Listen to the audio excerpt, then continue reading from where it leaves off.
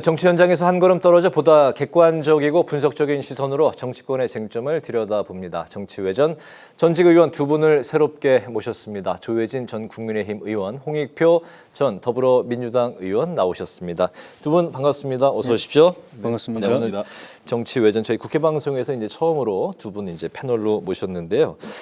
특히 이제 홍익표 의원님이 조혜진 의원님을 추천하셨다고 들었습니다. 두 분 좀 어떤 관계이신가요? 그 전에 방송에서 좀 잘 맞으셨나 봐요.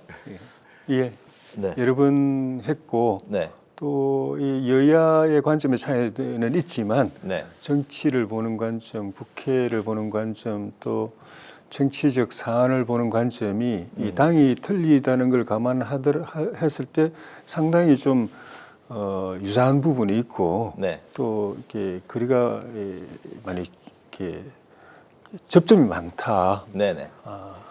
그래서 토론이 재미가 별로 없다. 재미가 없으면 곤란. 싸워야 재밌다는데. 접점이 많고 유사한 점이 있다. 제가 생각하기에는 두 분이 굉장히 좀 합리적이고 그 논리적이고 좀 점잖은 그 선비 스타일이다. 이렇게 좀 요약이 되는데 어떠십니까? 뭐 꼭 그런 것만은 아닌데요. 네.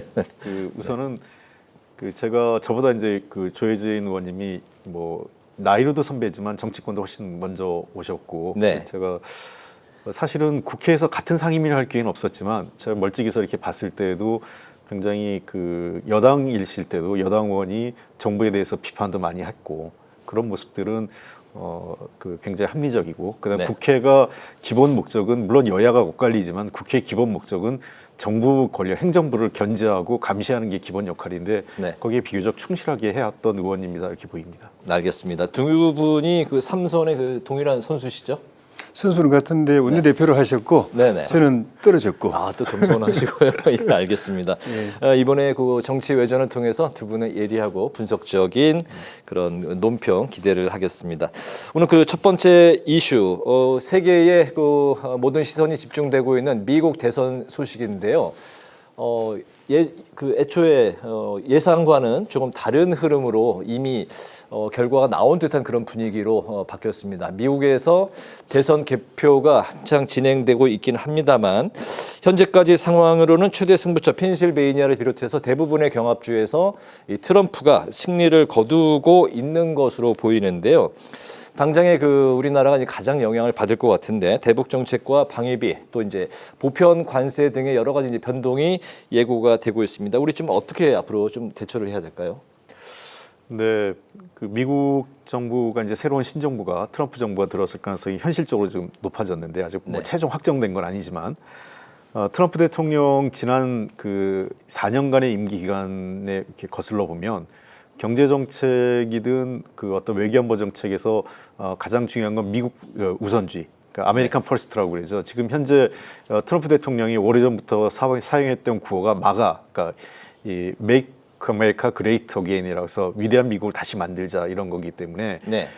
경제 문제에 있어서 아마 외국 기업들이 미국에 수출하기는 훨씬 어려워질 겁니다.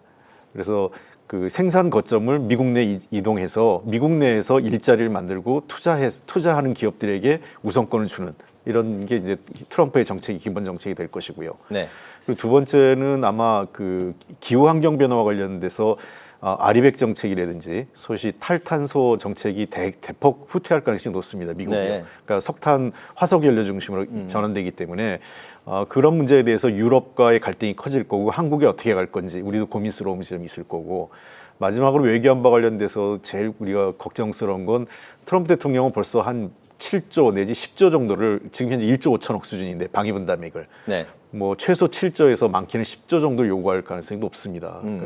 그런 측면에서 우리가 부담해야 될 안보 비용이 훨씬 더 높아지는 것이고 그걸 어떻게 효과적으로 대응하느냐가 관건이라고 생각을 합니다. 네, 예전에도 이제 트럼프 당시 이제 대통령 때도 방위비 이제 증액을 이제 대폭 올리는 요구를 했었기 때문에 많은 이제 부담과 논란이 됐었는데 뉴욕타임스가 현재 트럼프 대통령 당선 가능성을 95% 이상이라고 이렇게 이미 보도가 나왔습니다. 대북 정책 등 여러 가지 이제 변화가 예상이 되는데요. 일기 때 우리가 겪어본 경험이 있기 때문에 완전히 뭐 이렇게 충격적인 상황이 벌어지거나 네. 아무 준비 없이 뒤통수 맞거나 그런 일은 없겠지만은 바이든 행정부 때 비하면은 외교안보 쪽 또 경제 쪽 다 우리가 부담스럽게 이제 그 협상을 해야 될 상황인 것 같아요. 네.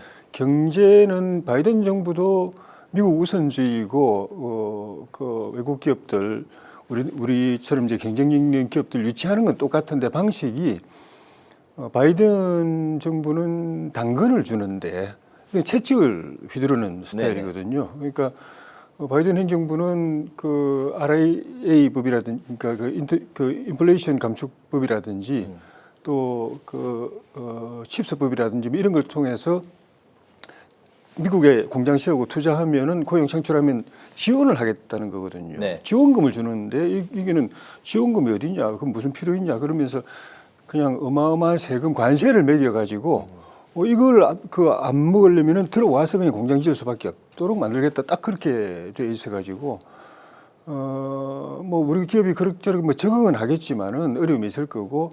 또 그 사이에 바이든 행정부 4년 동안에 우리 대한민국의 대미 흑자가 상당히 늘었어요. 물론 중국이라든지 뭐 일본, 뭐 베트남 이런 나라에 비하면은 그 흑자 늘은 폭이 적지만 상대적으로 적지만 네. 어쨌든 많이 늘었기 때문에 FTA도 다시 하자고 품목별로 자기들이 그 적자가 뭐 늘어난 거는 교육 조건을 다시 또 바꾸자고 이렇게 우리한테 압박을 해올 가능성도 있고. 뭐 방위비 분담은 우리 그 홍익표 의원님 말씀하신 것처럼 심지어 10배까지도 이야기를 하고 네네. 기본적으로 미군이 한국에 주둔하는 걸 한국에 대한 일방적인 혜택이다라고 보는 딱 관점. 자기들이 시혜를 베푸는 거지 자기들한테 뭐 그다지 뭐 도움 되거나 필요한 부분이 아니라는 관점에서 출발하기 때문에 거기서 우리하고 많이 차이가 나고 네. 뭐 우크라이나 러우 전쟁도 마찬가지 보는 관점이 우리하고 나토는 가서 지원을 하고 있잖아요. 그러니까 근데 트럼프 대통령은 그런 입장이 아닌 것 같아요. 그런 점에서 우리 그 한미 동맹 또는 남북 관계뿐만 아니라 이 국제 안보 정세에도 큰 변화가 올 가능성이 있어서 대비를 좀 잘해야 될 것 같아요. 네. 그 대통령실에서는 굳건한 한미 동맹에는 변함이 없을 것이다. 누가 되더라도 이런 입장을 표명했는데 현재 그 여러 가지 그 상황이 우크라이나 뭐 러시아 전쟁을 포함해서 북한군 파병을 포함해서 긴장이 많이 고조돼 있는 상황인데 한반도 안보가 그 어느 때보다도 미국 대선에 쏠리는 그 이유인 것 같습니다. 예. 네. 일단은 그 말씀드린 것처럼 방위비 협상을 틀림없이 다시 하자고. 네. 우리가 이제 그 최근에 그 바이든 행정부 임기 끝나기 전에 우리가 매듭 지으려고 일단은 합의를 봤는데 아마 그걸 뒤집을 거예요. 뒤집고 네. 다시 하자고 하고 자기가 대통령 되기 전에 그 빨리 매듭 지은 거에 대해서 아마 속으로 불쾌하게 생각하고 내가 할 텐데 안 기다리고 이렇게 그 대못 박았다 이렇게 생각하고 접근할 거기 때문에 좀 네거티브하게 접근할 가능성이 있어가지고 네. 그 협상을 잘 해야 되는데 그 과정에서 또 주한 미군 주둔 문제, 철수 문제, 그러니까 감축 철수 문제를 계속 또 뭐 압박을 해올 가능성이 있고 그러면서 또 북한 핵 문제에 대해서는 굉장히 보면은 결과적으로 말은 어떻게 하든 간에 결과적으로는 그거를 용인해주는 형태가 될 가능성이 있고 네. 이미 바이든 행정부 상황에서도 미국 정부의 전체적인 입장은 사실상 북한을 핵 보유국으로 인정하는 바탕에서 핵 감축 협상을 한다든지 이런 쪽으로 제재를 푸는 쪽으로 갈 가능성이 많은데 트럼프가 들어오면 더 그렇게 될 가능성이 많고 네. 그래서 우리도 만약 그런 상황의 개선이 제대로 우리 입장이 반영이 안 되고 일방적으로 가게 되면은 우리 자체 방위를 위해서 뭐 핵 개발이라든지 지금 계속 이야기 나오고 있는 네네. 자체 핵무장이라든지 이런 부분까지도 놓고서 고민을 해야 될 상황으로 갈 수도 있다고 봅니다. 네. 뭐 국내 정치 상황으로 바로 들어갈 거예요? 아니면 그 첨언 있으시면 들어보겠습니다. 뭐 한 가지 말씀드리면 트럼프 외교의 그 기본 방향은 바이든 정부하고 민주당과의 차이점이 있다면 바이든 정부가 다자 또 동맹 관계를 중시했다면 트럼프 정부는 양자 관계, 그러니까 다자 외교보다는 양자 외교 중심으로 할 겁니다. 그러니까 점점 예를 들면 이 WTO라든지 국제기구에서의 어떤 그 규범 이런 걸 거의 무시될 가능성이 높고요. 미국이 그 한미 관계에 있어서도 상당한 압박을 해올 가능성이 높습니다. 동맹도 경제적 가치로 따지기 때문에 아까 조혜진 의원님 지적하신 것처럼 우리에게 상당히 안보 부담, 특히 이 북핵 문제와 관련돼 가지고 우리가 한미 연합 훈련할 때 전략자산 전개할 때마다 네. 트럼프 대통령은 아마 그거 다 비용 청구를 할 겁니다. 그러니까 비원 폭격기가 온다든지 뭐 또는 항공모함이 온다든지 할 때 그 비용을 한국이 되지 않으면 전략자산 전개를 하지 않겠다 이럴 가능성이 높고요.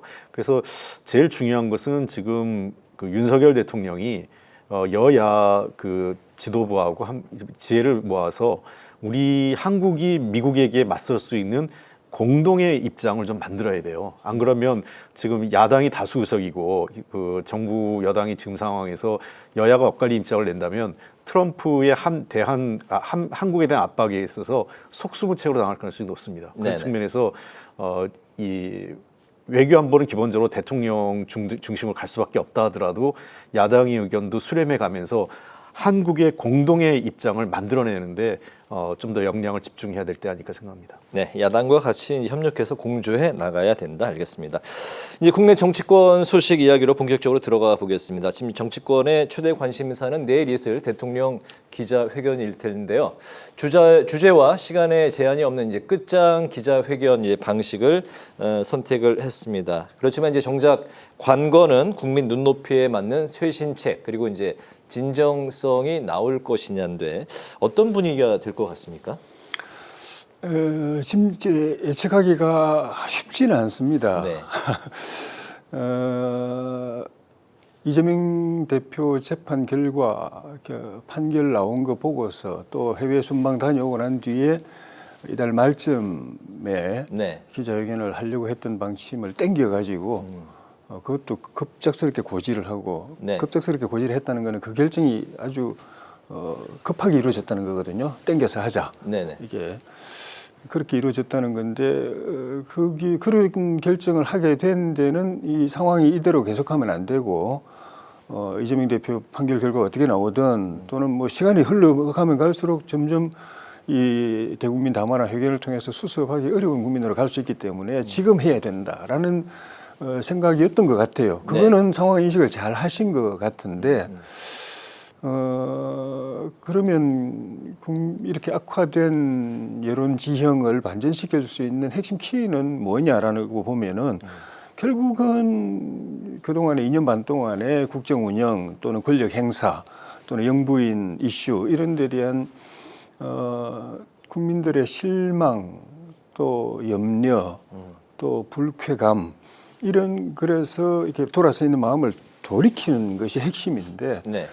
결국은 제일 중요한 거는 그런 부분을 인정하고 개인적으로는 좀 뭐 억울한 부분도 있고 또 해명하고 싶은 부분이 있다고 하더라도 핵심은 어쨌든 제 잘못이고 제가 잘못했고 죄송하다. 그리고 우리 아내도 그런 부분에 있어서 이 자리에 나오지 않았지만 국민 여러분께 송구하게 생각한다. 이거를 진정성 있게 지켜보는 국민들이 마음이 팍 오게 네. 진심이네. 진짜로 잘못했다고 생각하네.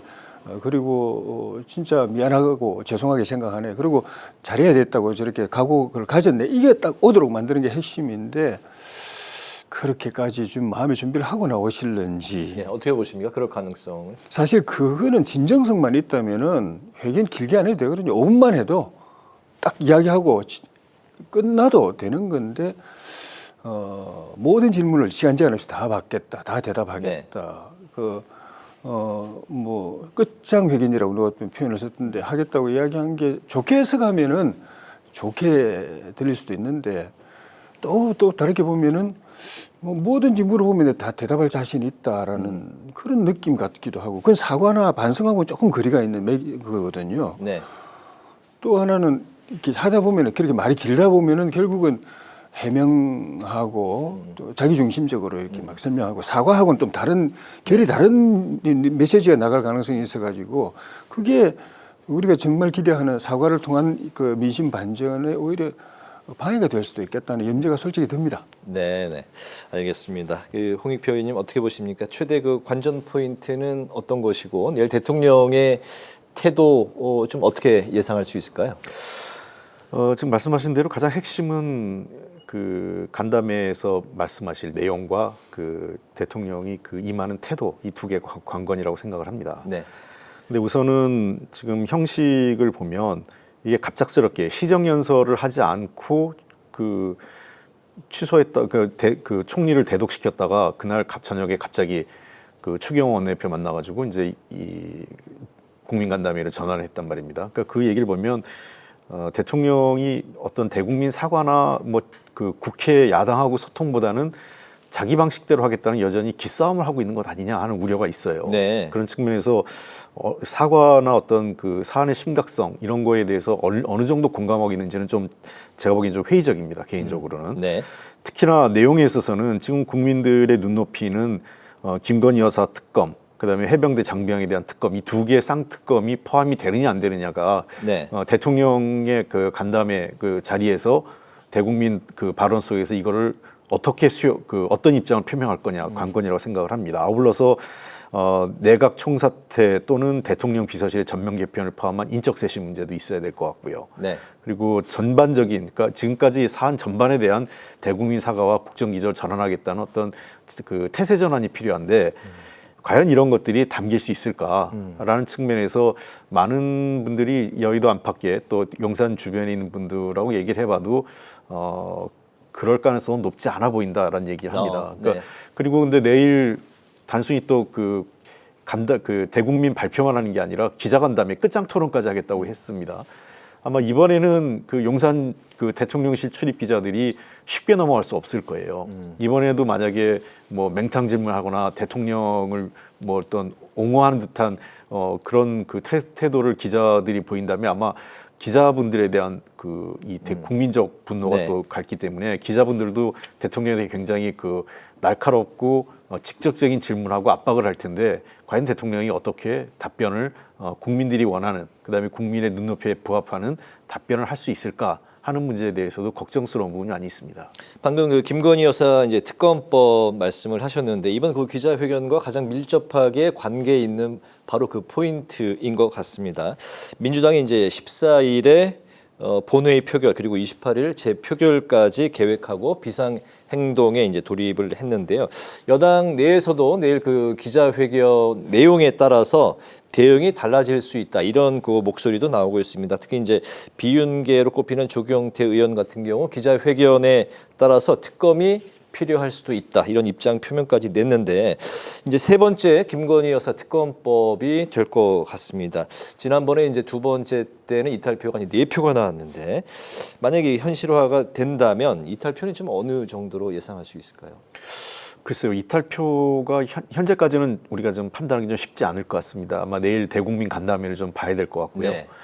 추경호 원내대표를 만난 거를 좀 주목해야 되는데 저도 원내대표를 해봤지만 원내대표의 가장 중요한 일 중에 하나가 당내 의원들의 기류, 그다음에 어떤 심리 상태 이런 것들을 제일 빨리 간과하고 간파해야 되거든요. 네.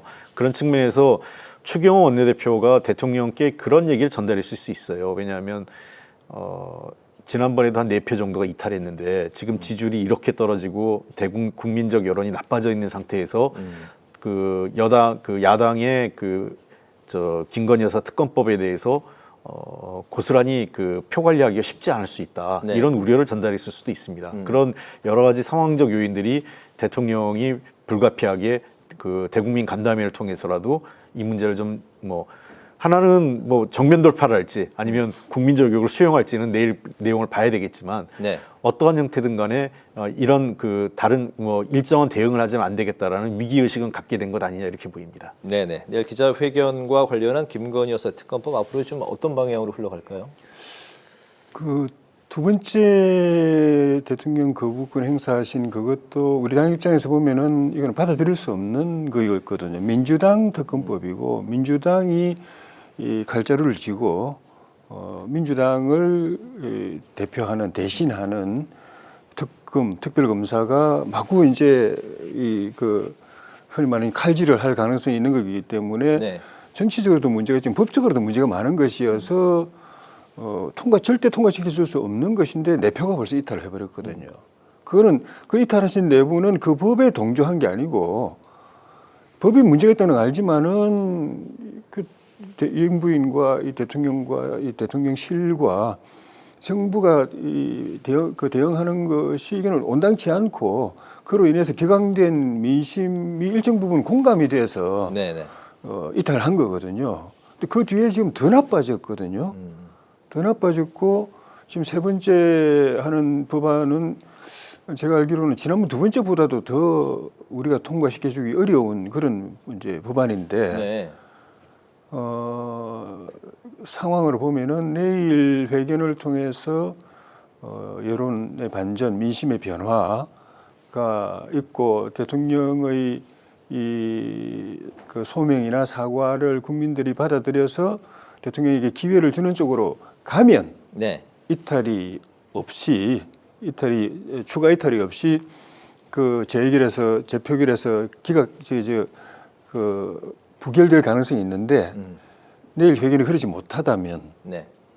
뭐 어중쩡하거나 아니면 거꾸로 지난번 총선 앞두고 그 의료개혁 관련해서 민심에 불을 지는 정도까지는 아니라도 어쨌든 마지막 기회라고 하고 국민들이 지켜보고 이번에 말하는 거 보고 우리가 판단하겠다고 딱 지켜보는데 그 기대에 못 미쳐서 여론이 나빠졌다.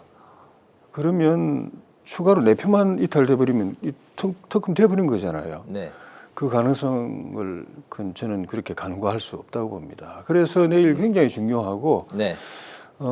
내일 그래서 그 국민의 그 사과나 또는 쇄신의 그 의지 또는 약속이 국민의 공감을 얻어서 마음이 돌아서는 그런 우리가 기대하는 결과를 만약에 못 낸다고 하면은 특검만은 문제가 아니에요. 탄핵도 있고 지금 개헌 카드도 지금 민주당에서 플랜 B로, 플랜 A는 그 탄핵인데 플랜 B로 개헌 카드 지금 꺼냈는데 셋 다가 똑같아요. 3분의 2가 동의하면 다 되는 거거든요. 그 3분의 1이라는 거는 우리 국민의힘에서 8명 이탈하는 건데 민심이 그래 되면은 8명 이탈 안 한다는 보장이 없고 네. 그래 되면은 특검도 되고 탄핵도 가결되고 개헌도 임기 단축 개헌 대통령 임기를 줄여가지고 조기에 이제 퇴직하게 만드는 퇴임하게 만드는 그것도 다 가능해져 버리거든요. 네네. 특검만의 문제가 아닙니다.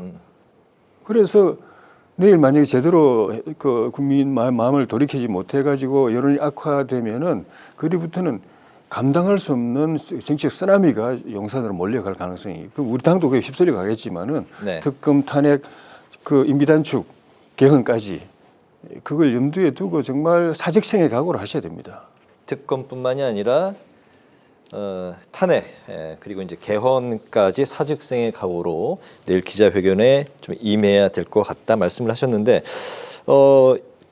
이 와중에 한동훈 대표 이제 패싱 논란이 또 다시 불거졌습니다. 추경호 원내대표가 자신이 이제 조기 기자회견을 이제 대통령께 건의했기 때문에 이제 7일 내일 오전 이제 기자회견이 성사가 됐다 이렇게 발언을 했기 때문인데.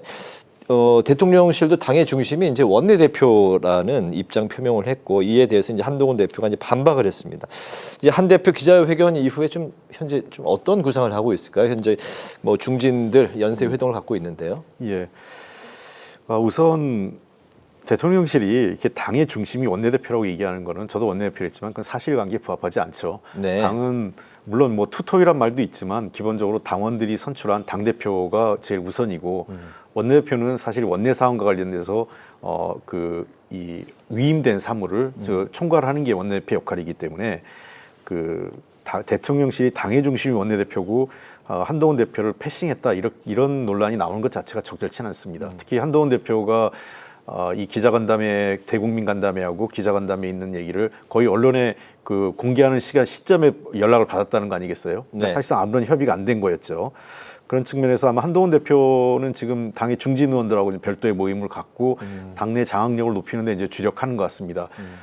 최근에 뭐 그래서 이제 뭐 그 야간에는 뭐 그 윤석 친윤인데 뭐 밤에는 이제 친한이다 뭐 이런 말까지 네. 한동훈 계열에 줄을 섰다 이런 말이 지금 이 국민의힘 안에서 그 회자되고 있을 정도로 주윤 야한 뭐 이런 그렇죠. 식. 예. 그 한동훈 대표 쪽으로 조금 더 힘이 쏠리는 느낌이 있어요. 아직 뭐 대통령 임기가 많이 남았기 때문에 노골적으로 그렇게 될 가능성은 없지만 시간이 갈수록 그다음에 특히 대통령의 지지율이 20% 전후한 시점까지 그 떨어져 있는 상태이기 때문에 당의 장악력에 있어서 한동훈 대표의 역할이, 그러니까 대통령 힘이 빠지면 자연스럽게 한동훈 대표의 그 힘은 세질 수밖에 없는 거죠. 그게 서로 약간의 제로섬 게임처럼 가게 돼 있는 거죠. 네, 알겠습니다. 네. 그 부분이 사실은 저도 굉장히 좀 우려스러운데 민심이 이렇게까지 실망하고 돌아선 여러 가지 이슈들이 있는데 그 중에 하나가 대통령이 한동훈 대표를 패싱하는 거거든요. 인정하지 않는 거.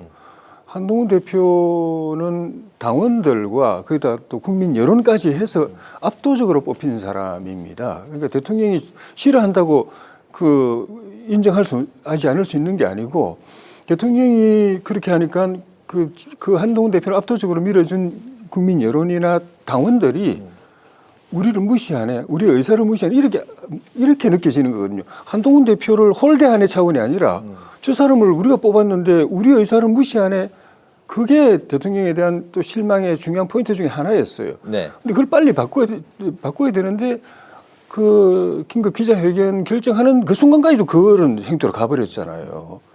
그리고 공공연하게 용산에서 당의 중심은 원내대표라고 상식에도 안 맞는 그런 이야기를 해버려가지고 네. 그런 마인드를 오늘 밤중에라도 빨리 바꿔야 됩니다. 그것도 대통령이 국민들을 실망시킨 중요한 그 악재 중에 하나이기 때문에 네. 그 마인드 그대로 가지고 내가 그 질문도 나올지도 몰라요. 근데 거기에 마음이 바뀌었다는 거, 국민과 당원들의 선택을 내가 존중하고 한동훈 대표는 당의 최고 대표자고 지도자다.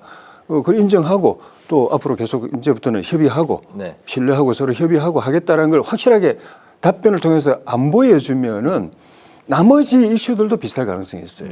그래야 되면은 만약에 제가 말씀드린 이런 그런 그 기대한 대로 돼가지고 민심이 이렇게 돌아서면은 네. 거기에는 그 대통령이 한동훈 대표의 실체를 인정하고 이제 같이 협의하겠다는 것도 포함되어 있기 때문에 이제 한동훈 대표 입지가 넓어지는 거예요. 이제는 서로 믿고서 대화할 수 있게 되고 네. 당정 협의를 할 수 있게 되는 건데 만약 그렇지 못하다면은 그래서 민심이 또 악화된다면은 그 지금까지 해왔듯이 한동훈 대표는 계속 국민의 편에서 그냥 벽을 향해서 외치듯이 외치는 입장만 계속 갈 수밖에 없는 건데 문제는 민심이 더 나빠져 가지고 민심이 특검 쪽으로 더 가고 탄핵 쪽으로 더 가고 임기 조기단 축회 쪽으로 더 가버린다. 네. 그럼 민심 하나를 대변하는 거 하나를 버티고 있는 저기 한동훈 대표가 거기에 그걸 대변해야 되느냐? 그러면 진짜 이 당정은 완전히 이렇게 가버리거든요. 그 고민이 이제 한동훈 대표는 심각한 고민에 들어가야 될 상황인데 그런 상황이 안 하도록 정말 빌고 싶습니다. 네. 내일 그 대통령이 있을지도 모를 그 한동훈 대표에 대한 그 입장 표명이 내일 기자회견 전체를 좀 이렇게 뭐 판단할 수 있는 바로미터가 될 수도 있다. 뭐 그렇게 이제 말씀을 하셨습니다. 오늘 이렇게 마지막 이슈는 시간 관계상 좀 한 1분 정도씩, 1분 한 30초 정도씩 좀 짧게 들어봤으면 하는데 바로 이제 그 민주당의 이재명 대표 사법 리스크 이제 관련한 이야기인데 1심 선고일이 이제 15일, 25일 이제 15일은 이제 얼마 앞으로 이제 바로 코앞에 다가왔습니다. 민주당이 이제 사법 리스크에 총력을 기울이고 있는 상황인데 이런 가운데 이제 1심 선고 TV 생중계 문제가 이제 부상을 했습니다. 이재명 대표 TV 생중계 여부 두 분의 좀 생각을 오늘 마지막 의견을 좀 들어볼까요? 예. 저는 이 문제는 일단 불필요하다는 생각을 갖고 있고요. 네, 생중계까지. 불필요. 네. 네, 왜 그러냐면 기존에 했던 분들이 되게 전직 대통령이 두 분이었고 전직 대통령이라는 그 위치, 그다음에 두 번째는 사안 자체가 굉장히 중대한 사안이었습니다. 네. 그러니까 뭐 예를 들면 이제 그 대통령의 직권남용과 관련된 거였고 전직 대통령의 비리와 관련된 중대 범죄와 관련된 거였기 때문에 그 논의가 그리고 법원에서 판단을 했던 건데 이번에는 저는 이 정치권에서 논란이 시작된 것도 부적절하고 두 번째는 사람과 사건 두 개가 다 맞물려야 됩니다. 그러니까 중요한 사람 이야기도 하고 사안 자체도 매우 엄중한 사안이어야 되는데 이재명 대표가 그 야당의 대표고 유력 대선 후보라는 점에서는 중요한 인물은 맞습니다. 그러나 사안 자체는 선거법에 관련돼서 그 그 허위 사실을 했느냐 안 했느냐 이 사안이 그렇게 중대한 사안은 아니거든요. 이 네. 사안을 만약 하겠다면 앞으로 그러면 야당의 주요 정치인, 그러니까 정치권에 여야를 떠나서 주요 정치인들의 재판을 다 생중계할 거냐 이런 논란이 나오기 때문에 대법원이 기준을 갖고 대법원에서 판단을 하는 게 맞다 이렇게 생각을 합니다. 네네, 알겠습니다. 조혜진 의원님. 저는 그 생중계 하는 게 나을 것 같아요. 하는 게 맞다. 예, 그동안 논란이 엄청 많았거든요. 유죄다, 무죄다. 논란이 많았던 거는 국민이 다 그 재판정에서 지켜보지 못했기 때문에 거기서 어떤 일이 벌어진지 모르기 때문에 이 정치적으로 편을 갈라가지고 그 유죄, 무죄라고 싸울 때 국민들은 가운데서 헷갈리는 상황이었거든요. 그런데 유죄 가능성이 높다고 뭐 여야가 다 보는 것 같은데 유죄든 무죄든 간에 결론이 내려지면 그걸로 그런 논란이 종식이 돼야 됩니다. 정치권이 같이 그 하나에 휘말려 가지고 계속 소모적으로 싸우실 게 아니라 종식이 돼야 되는데 결론만 딱 나오고 왜 그런 결론이 나왔는지에 대해서 국민이 그 판단은 결국 국민이 할 거거든요. 근데 국민이 들을 기회가 없으면 결국은 또 지금까지처럼 그 뭐 유죄 나왔을 때 반대하는 쪽에서는 저거는 그냥 권력에 굴복해서 뭐 유죄 때렸다고 그럴 거고 뭐 또 반대는 또 그렇게 이야기 또 논란이 심해질 것이기 때문에 네.